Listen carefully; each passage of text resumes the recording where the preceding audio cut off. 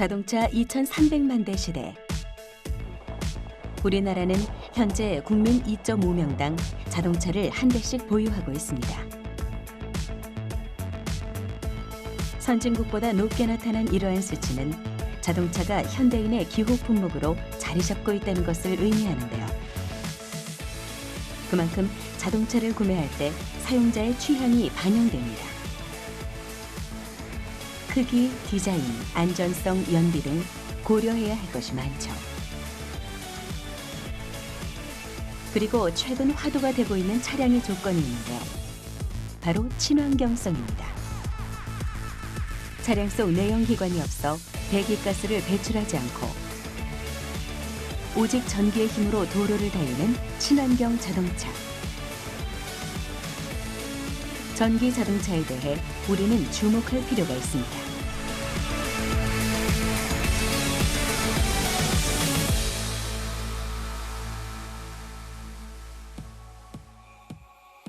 (1834년) 스코틀랜드의 로버트 앤더슨은 자신이 발명한 한 대의 자동차를 공개했습니다. 원유 전기 마차라고 불린 이것이 바로 최초의 전기차입니다. 가솔린 자동차가 등장하기 약 40년 전의 일이죠. 내연기관이 장착된 가솔린 자동차보다 전기 자동차가 먼저 등장한 이유는 전기 모터와 축전지 기술이 급속도로 발전했기 때문인데요. 기어 조작이 필요 없어 운전이 쉽고 진동과 소음이 적은 전기 자동차는 1800년대 말 전성기를 맞았습니다. 이후 프랑스에선 소방차로, 미국에선 뉴욕시 전역에 택시로 자리 잡았던 전기 자동차는 1900년대 초까지 세계적으로 가장 잘 팔렸던 자동차였습니다. 하지만 1920년대에 들어선 전기 자동차는 가솔린 자동차에 압도적으로 밀리기 시작했죠. 미국 텍사스에서 대형 유전이 개발되면서 휘발유 가격이 떨어지고 내연기관 자동차의 대량 생산 체계가 구축됐기 때문입니다. 전기 자동차는 이렇게 100년 가까이 사람들 곁에서 사라졌습니다. 전기 자동차는 우리가 일반적으로 많이 알고 있는 가솔린 자동차나 디젤 자동차보다 훨씬 역사적으로 오래됐습니다. 당시에는 아직 이제 배터리라든지 모터라든지 특성 자체가 워낙 나빴기 때문에 속도도 수 킬로미터뿐이 안 됐습니다. 워낙 느리다 보니까. 그래서 내연기관차가 개발되면서 그쪽으로 자연스럽게 가고 한 20여 년 전부터 본격적으로 전기 자동차의 각종 단점이 사라지면서 친환경차로 대두됐다 이렇게 볼 수가 있어서 역사적으로는 가장 오래된 자동차다 이렇게 보시면 될 것 같습니다.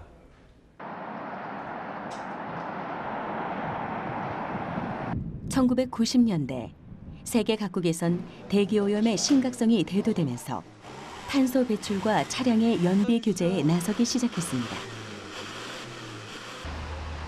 그리고 역사 속에서 사라졌던 전기 자동차가 다시 주목받기 시작했죠.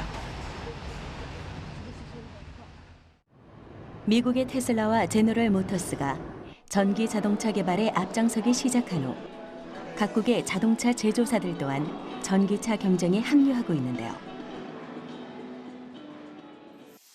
국가별 전기 자동차 보급 현황을 살펴보면 2015년 기준 22만 대를 넘긴 중국이 미국을 제치고 1위를 차지했습니다.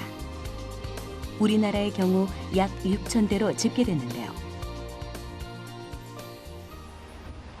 국내뿐만 아니라 세계적으로 전기 자동차의 증가 추세를 감안한다면 환경오염 물질을 배출하지 않는 전기차가 미래 자동차 시대를 여는 역할을 맡게 된 것이 분명합니다.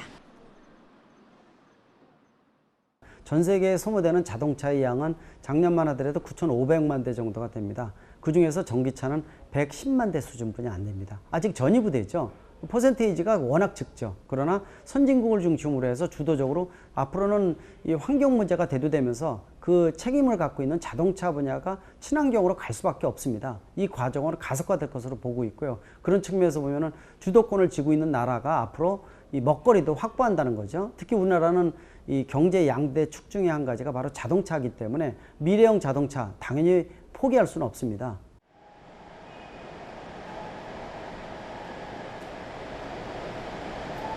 이제 우리 주변에서도 전기차를 어렵지 않게 볼 수 있습니다. 건물이나 아파트 주차장에 전용 충전기기가 곳곳에 설치되어 있는 것 또한 전기 자동차의 수가 증가하고 있다는 증거죠. 내연기관 자동차에 익숙한 사람들이라면 전기차를 운전하고 관리하는 것이 조금 낯설게 느껴질 수도 있는데요.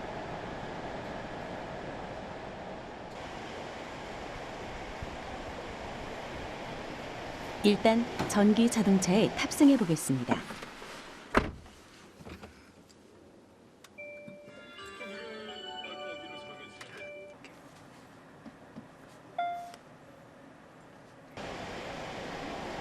겉으로 보기엔 일반 자동차와 특별히 다른 것이 없는데요. 복잡한 시내로 나와 한참을 달리다 보니 귀를 통해 문득 느껴지는 게 있습니다. 바로 차량 내부 소음이 적다는 겁니다. 엔진이 없기 때문에 이로 인한 진동과 소음이 발생하지 않는 것이죠.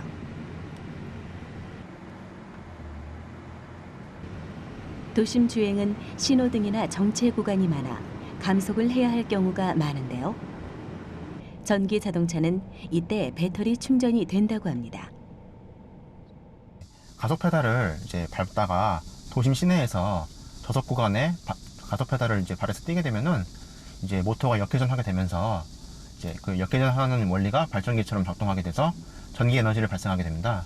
이제 그 전기 에너지가 이제 배터리로 다시 충전하게 되면서 에너지를 효율적으로 사용할 수 있게 하는 원리입니다.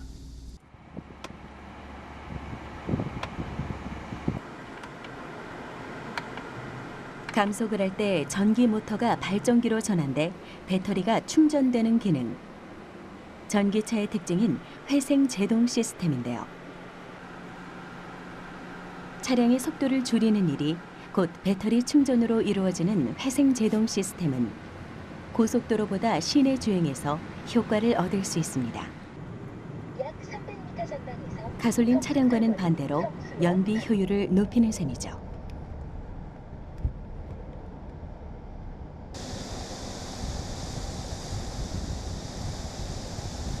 전기차의 연비 효율을 높이기 위해선 배터리가 완전 방전이 되기 전에 충전을 하는 것이 좋습니다.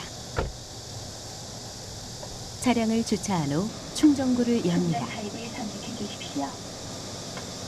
환경부 혹은 한국환경공단에서 발급한 회원카드나 회원번호로 인증 과정을 거친 다음 차량에 맞는 커넥터를 연결하는데요.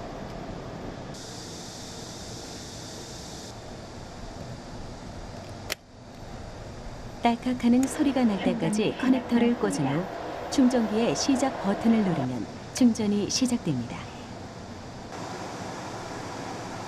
그렇다면 전기 자동차를 충전하는 데는 얼마만큼의 시간이 소요되는 걸까요?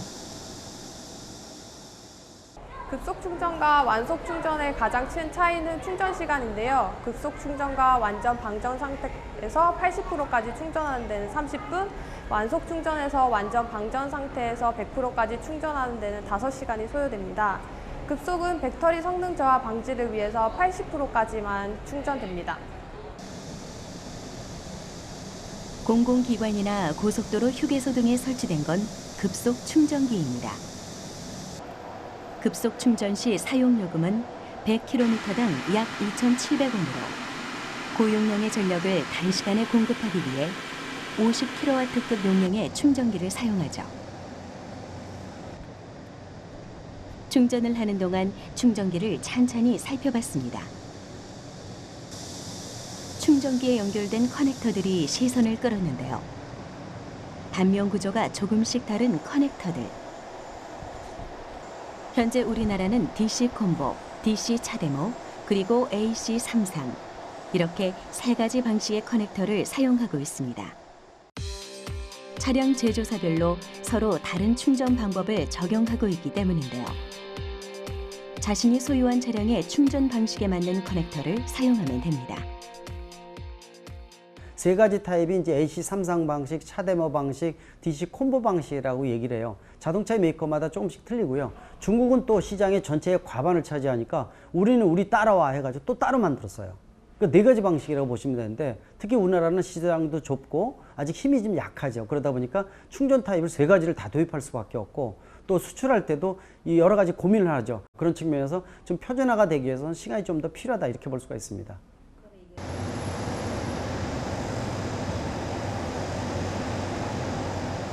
급속 충전의 관리는 30분이 끝났습니다. 급속이지만 가솔린 자동차에 휘발유를 넣는 시간에 비하면 꽤 긴 시간이죠. 하지만 휴대폰을 충전할 때 30분 이상의 시간이 필요하듯 전기차가 배터리 충전이 필요한 기기라는 사실에 익숙해지려면 적응할 시간이 조금 필요할 것 같습니다.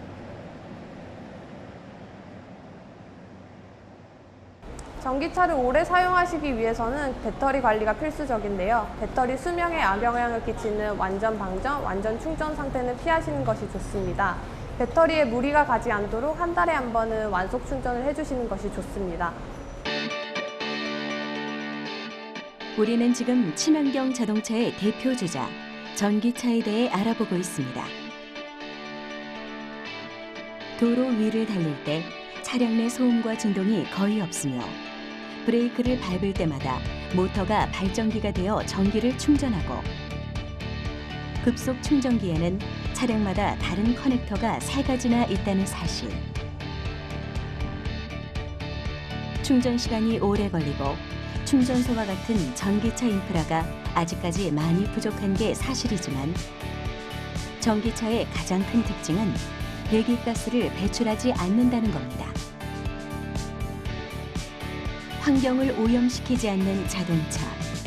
그것만으로도 우리가 전기차에 관심을 가져야 할 필요가 있는 것이죠.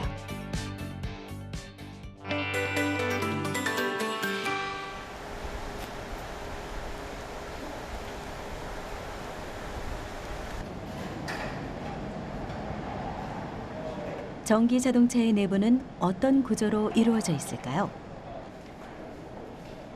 내연기관 차량과 전기차의 특징을 비교해 보기 위해 한 자동차 공학과를 찾았습니다. 자동차를 직접 분해하고 조립하며 그 구조와 역할에 대해 연구하는 학생들. 이곳에서 내연기관 자동차와 전기 자동차의 내부를 가까이에서 들여다볼 수 있었는데요. 호드를 여니 차량의 기능을 좌우하는 부품들이 배치되어 있습니다. 외관과는 달리 자동차의 내부 구조를 보면 친환경 자동차와 가솔린 자동차의 차이가 어느 정도인지 확실히 알 수 있죠. 먼저 내연기관 자동차입니다.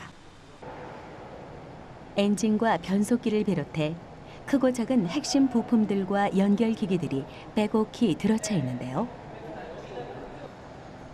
엔진에서 연료를 연소시켜 동력을 발생시키며 차량을 구동하는 데 필요한 2만여 개의 부품들이 유기적으로 연결돼 있습니다.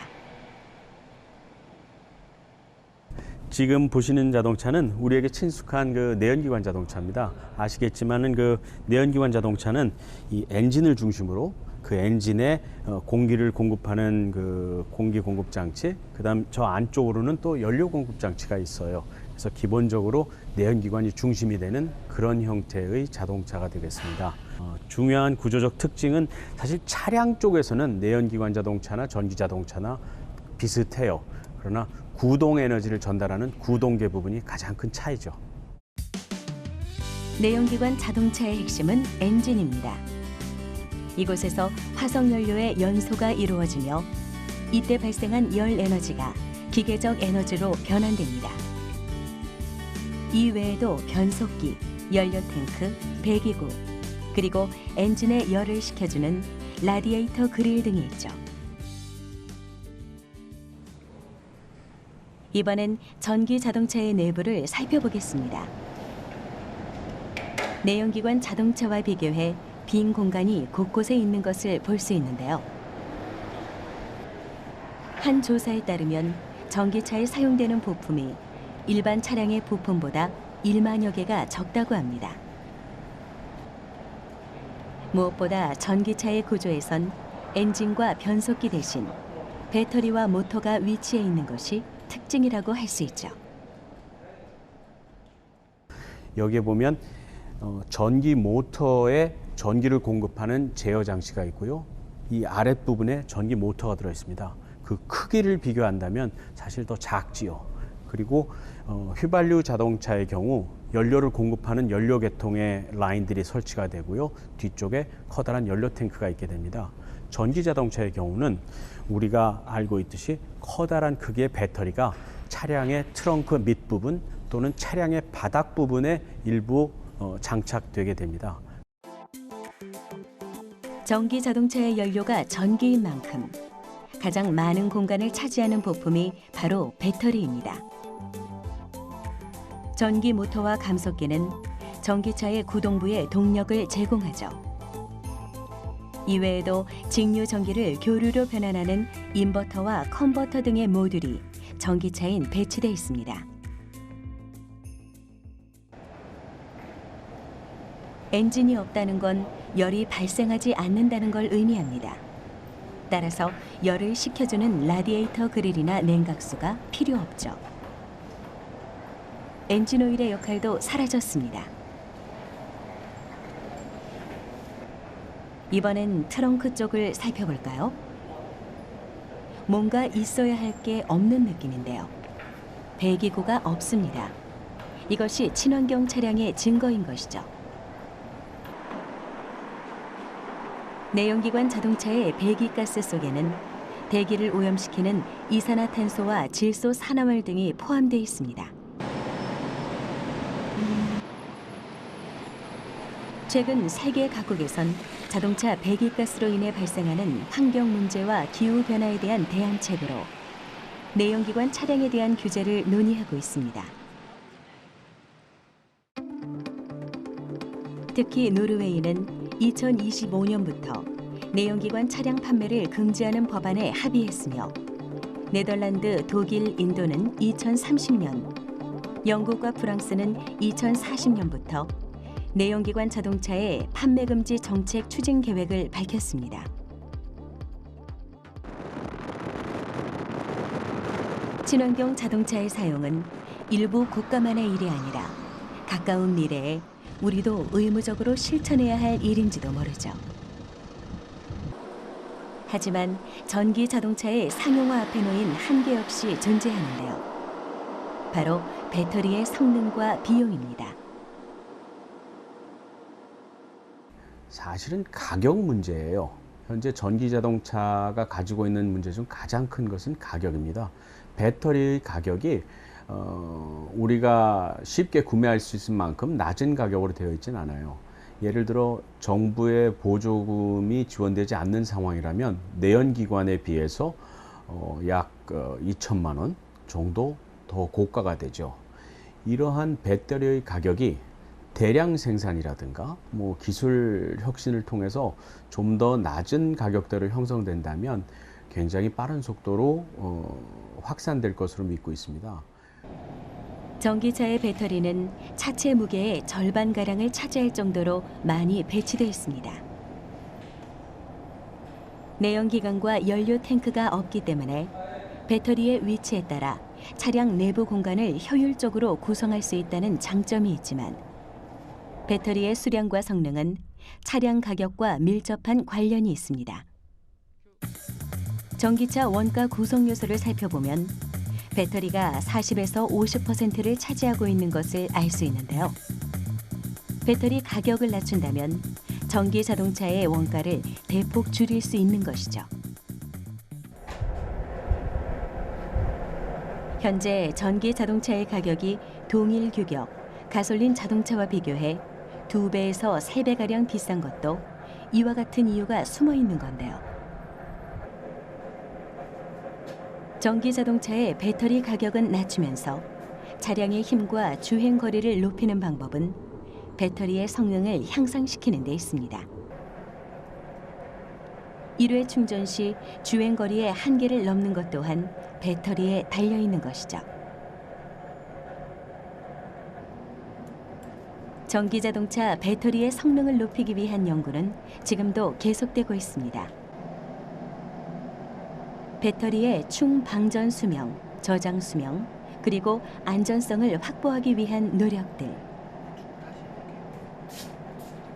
특히 충방전 수명은 충전을 거듭할 경우에도 주행거리의 저하 없이 배터리 용량을 유지하기 위한 필수 조건인데요. 배터리 성능은 전기차와 같은 친환경 자동차를 요구하는 지금의 시류에 발맞춰 끊임없이 향상될 겁니다. 그것이 차세대 배터리의 등장이 기다려지는 이유인 것이죠. 전기 자동차의 배터리 기술에 대해 조금 더 알아봐야겠습니다. 전기 자동차의 배터리는 2차 전지, 즉 충전을 통해 반영구적으로 사용하는 전지로 만듭니다. 다양한 전지를 활용해 더 작고 더 가볍게 그리고 안전하며 효율이 높은 배터리를 만드는 것이 전기차가 해결해야 할 숙제 중 하나인데요. 국내 전기차 배터리 연구는 어떻게 진행되고 있을까요?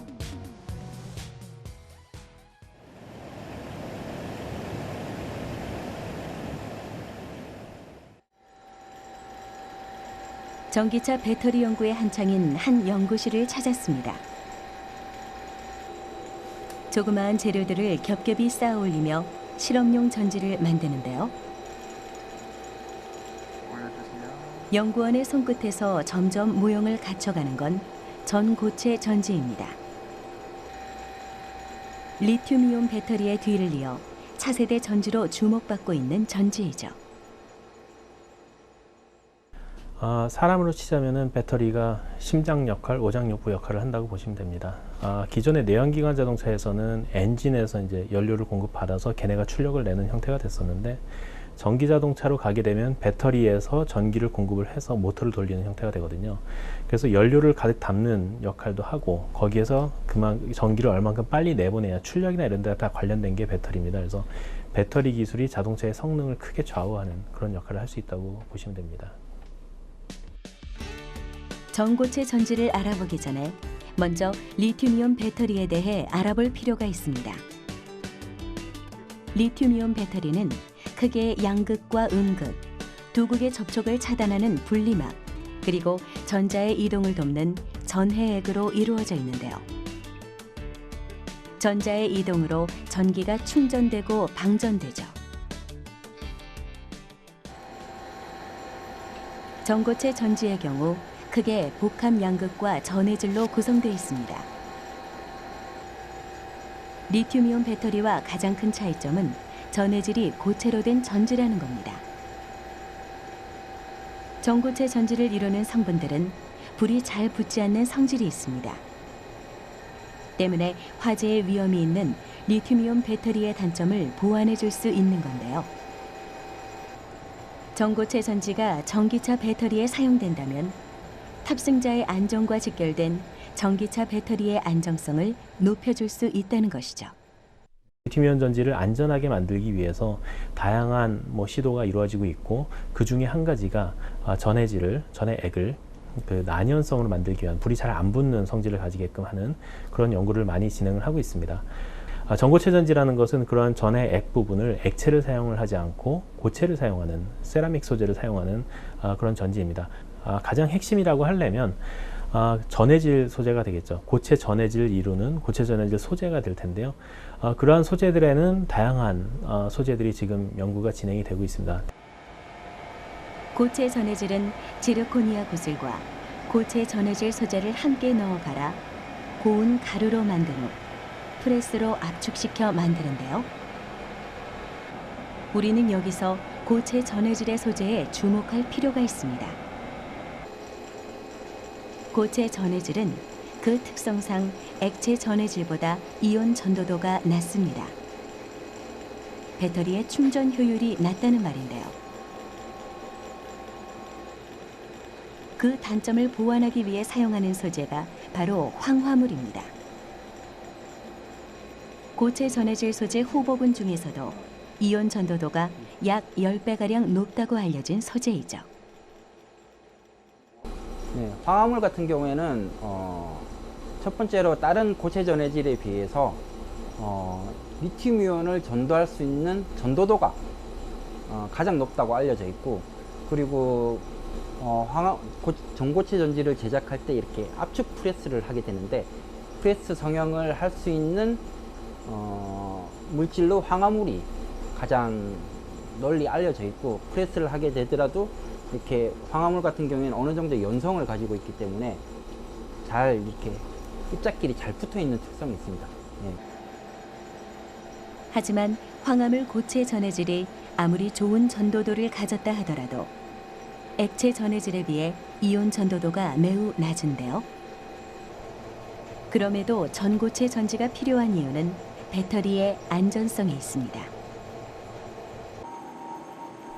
한 가지 실험을 해봤습니다. 액체 전해질과 황화물 고체 전해질에 불을 붙여보니 불이 붙어 계속 연소되는 액체 전해질과는 달리 고체 전해질에는 불이 붙지 않습니다.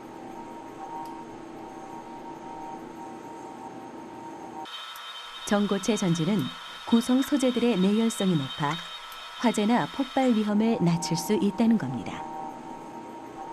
불에 타지 않아 폭발의 위험이 없는 전고체 전지. 수명과 출력이 낮다는 단점이 있지만 현재 리튬이온 전지의 단점인 안전성을 보장할 수 있을 텐데요. 이에 대한 연구가 계속된다면 머지않아 효율적고 안전한 전기차 배터리가 상용화될 수 있겠죠?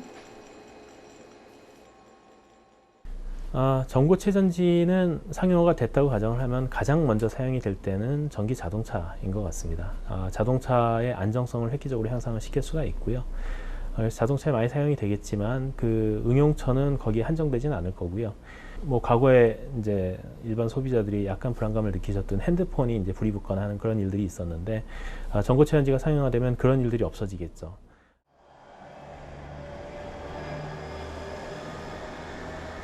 대전에 한 전기차 충전소를 찾았습니다. 여느 충전소와는 다르게 택시들이 모여있는 이곳. 전기차 택시를 운영하는 기사님들의 휴식처이자 하루 업무의 시작과 끝을 함께하는 곳입니다. 전기를 동력으로 움직이는 전기차에 충전은 빼놓을 수 없는 일과이기 때문인데요. 전기차 충전 시간이 곧 택시 영업시간과 연결되는 택시 기사님들에겐 이곳 급속 충전기는 담비와 같은 존재입니다. 전기차 택시를 운행하는 정진석 씨를 만났습니다. 하루 2교대로 택시를 운행하는 그는 전기차 충전을 위해 하루 한 번 꼭 충전소를 찾습니다. 처음엔 낯설기만 했던 전기차 충전도 이젠 막힘없이 해내는데요. 충전이 완료되길 기다리는 동안 정진석 씨가 하는 일이 있다고 합니다. 충전 시간에는 차를 교대를 하기 때문에 차를 깨끗하게 닦아서 교대를 해줘야 되고, 또 그 사이에 뭐 문제점이 있나 없나 확인 점검도 하고, 그리고 확실하게 하기 위해서 안전 점검을 하고 있습니다. 전기차가 충전되기까지 걸리는 시간은 약 30분. 이 시간 동안 차량을 깨끗이 청소해 손님을 맞이할 준비를 하는가 하면 안전 점검을 진행합니다. 기다림의 시간을 더욱 안전하게 택시를 운행하기 위한 준비 시간으로 활용하는 것이죠. 가끔은 충전소를 찾는 동료들과 이야기를 나누기도 하는데요. 이렇게 시간을 보내다 보면 어느덧 충전이 끝납니다.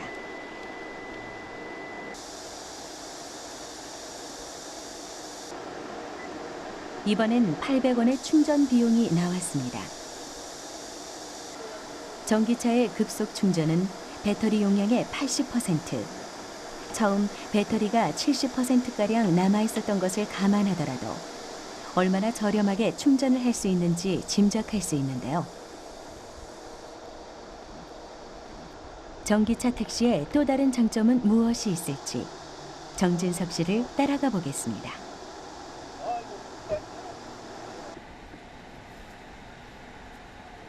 택시 주행 경력만 해도 35년이 넘는 정진석 씨는 베테랑 운전사입니다.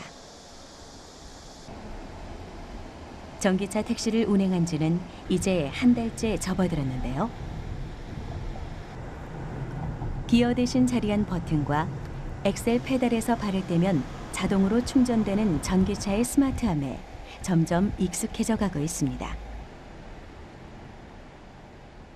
네바가 일반 승용차는 네바시겠는데 이것은 터치시기가 조금 처음에는 헷갈리더라고요. 대신 손님들이 너무나 좋아하더라고요. 어떤 면에서 승차감도 좋다고 그러고 또 너무나 귀엽다고 그래요, 손님들이. 네.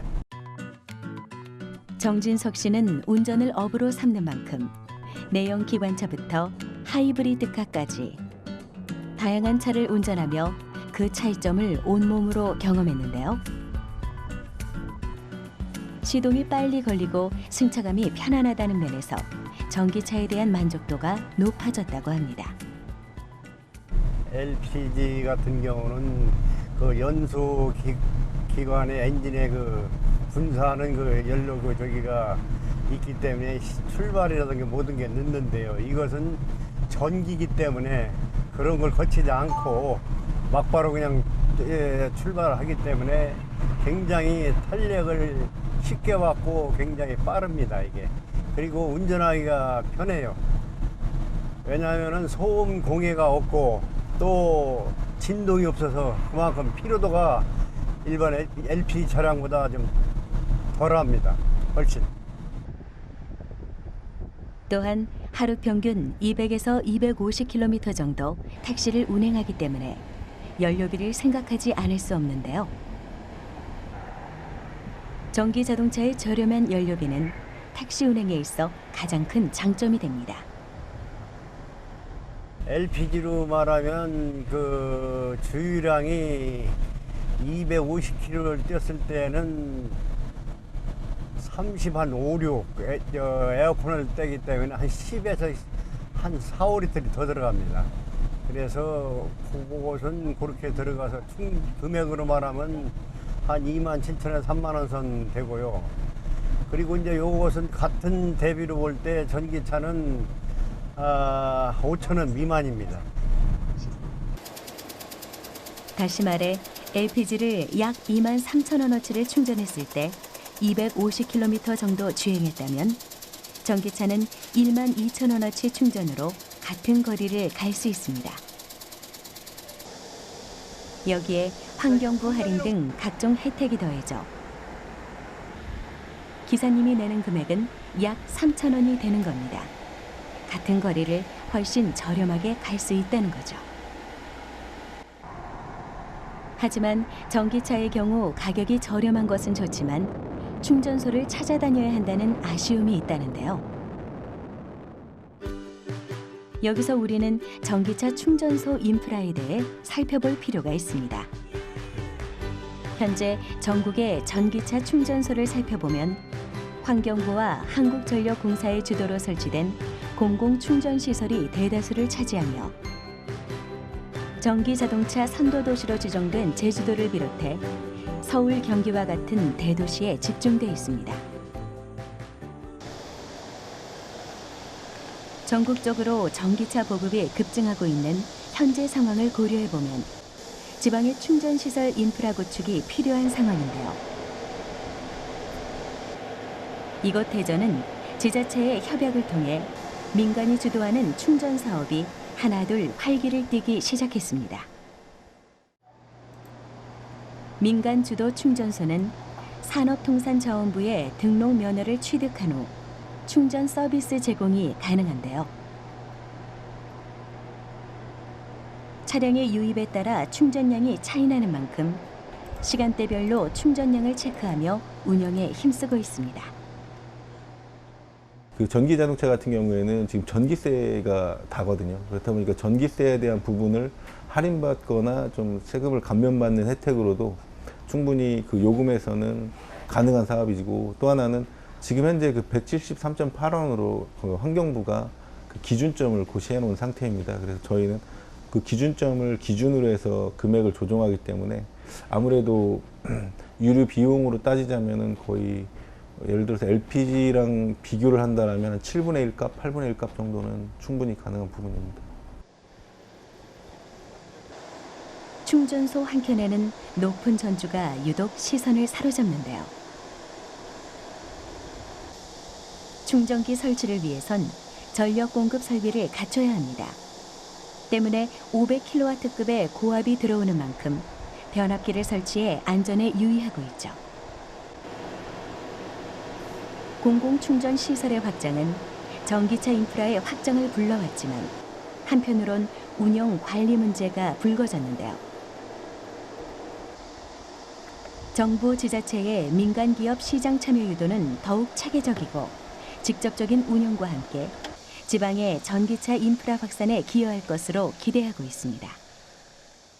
충전 시설과 차에 대한 부분들이 궁합이 맞으면서 보급량이 균형을 좀 맞춰야 된다는 측면, 그런 측면에서 볼 때는 충전 시설에 대한 규정이 당연히 있다고 볼 수가 있고요. 보조금에 대한 것들도 점차 이제 지금 확산되고 있지만은 점차 줄어들 것으로 예상을 하고 있어서 좀 더 이 보조금이 완전히 없어지기 전에 민간 비즈니스 모델이 나와서 왕성하게 활성화되는 부분들도 하나의 숙제라고 볼 수가 있습니다. 지금까지 살펴본 전기차의 충전 방식을 정리해 보겠습니다. 전기차 충전 방식은 크게 세 가지로 나눌 수 있죠. 방전 상태에서 80%까지 30분 내외로 충전 가능한 급속 충전 방식. 충전이 시작되었습니다. 교류 전기를 직류로 변환해 약 6시간 동안 완전히 충전하는 완속 충전 방식. 그리고 마지막 이동형 충전 방식입니다.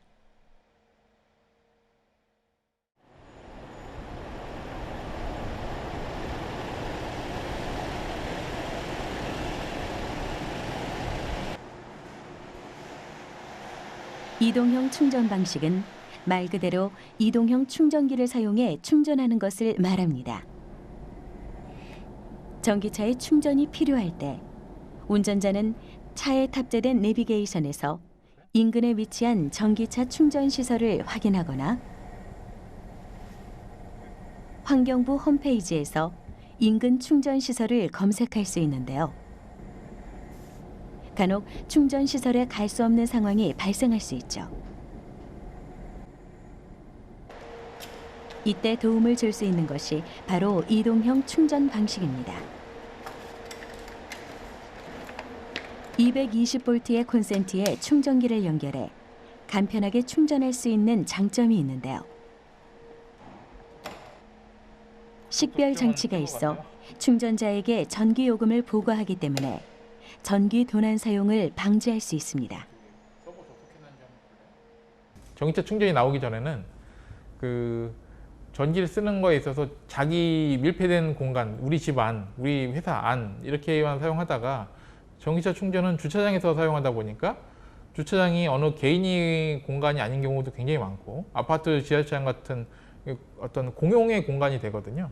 거기서 전기를 쓸 때 전기는 공급이 되는데 이 결제가 되게 좀 사실 어려운 부분이었어요. 이동형 충전기는 또 그 결제 부분에 좀 더 포커스를 해서 거기 좀 특화된 시스템이라고 볼 수가 있죠. 전기 도난 사용을 방지하는 방법으로 RF 태그가 부착된 일반 콘센트에 충전기를 꽂아 충전하는 방법, 그리고 특수 콘센트와 충전기 본체가 짝을이로 충전하는 방법 등 여러 종류가 있습니다.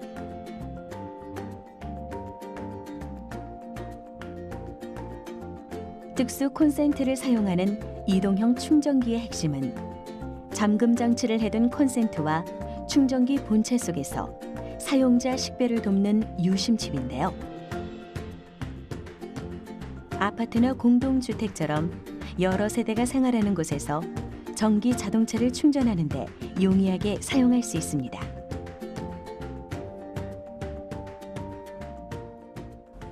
네, 유심히 들어가다 보니까 충전기의 소유자가 아주 좀 명확해집니다. 그래서 충전기를 꽂아서 쓰는 것만 가지고 그 사용자한테 요금을 정확하게 청구할 수 있고, 그리고 이제 유심히 들어간다는 건 당연히 LTE를 사용한다는 얘기인데요. LTE를 사용하다 보니까 전국 어디서나 이 통신의 음영지역 없이 완벽하게 커넥션을 이룰 수 있다는 것 자체도 굉장히 큰 도움이 되라고 볼 수 있습니다. 우리나라가 충전기 사용자 확인에 민감한 이유는 주거 형태에 있습니다. 먼저 해외의 가정용 충전 방식을 살펴볼까요? 보통 해외의 경우 단독주택에서 생활하며 각 가정마다 차고가 있는데요. 타인과 차고를 공유하지 않는 이상 차고에 설치된 전기차 충전기의 사용자는 본인이 사용한 만큼의 충전료를 부과받죠.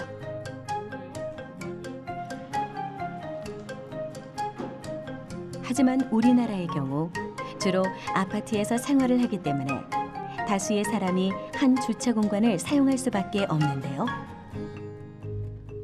이동형 충전기는 공동 공간에 쉽게 설치가 가능할 뿐만 아니라 충전기를 사용한 해당 수요주에게만 개별적인 요금 부담이 가능해 한국형 충전 인프라 구축에 힘을 실어줄 것으로 기대됩니다.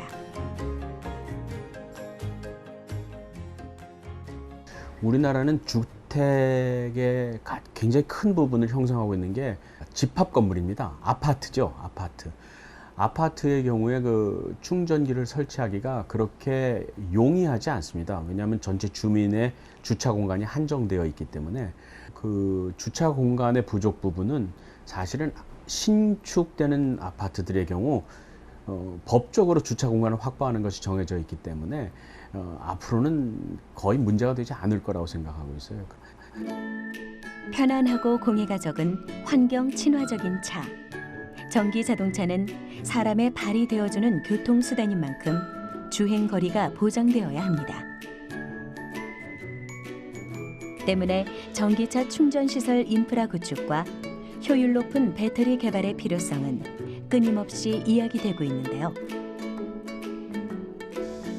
전기차를 보다 더 잘 활용하기 위해선 관련 인프라 시설 구축은 물론 전기 자동차의 한계점 극복이 선행되어야 합니다.